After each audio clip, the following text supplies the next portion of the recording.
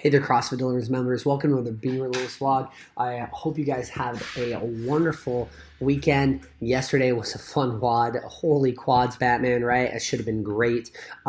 But with that, let's go ahead. Let's jump into the programming. There's nothing happening in terms of in or out of gym events this week. We're through the Christmas party. It was super fun. Thank you, Mimi, for hosting, for everybody coming out.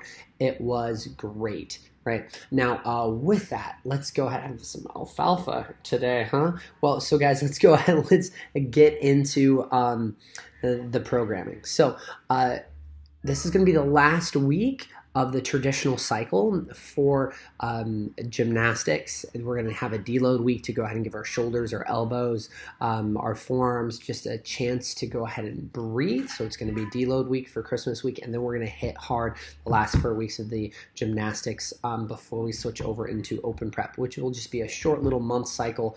And then it's the open, guys. It's crazy. It goes so quick, right? The year has flown by. So with that, guys, let's talk about today and now.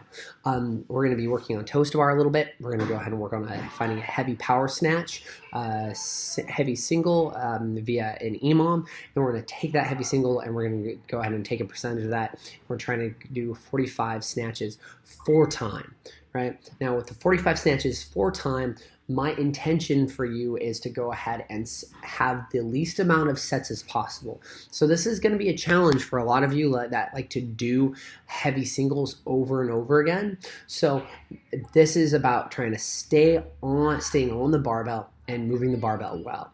Now, if you have a tendency to cycle barbells and your low back goes ahead and essentially blows out on you, or it gets really warm, you need to go ahead and think, am I actually bracing my core on the eccentric of the lift?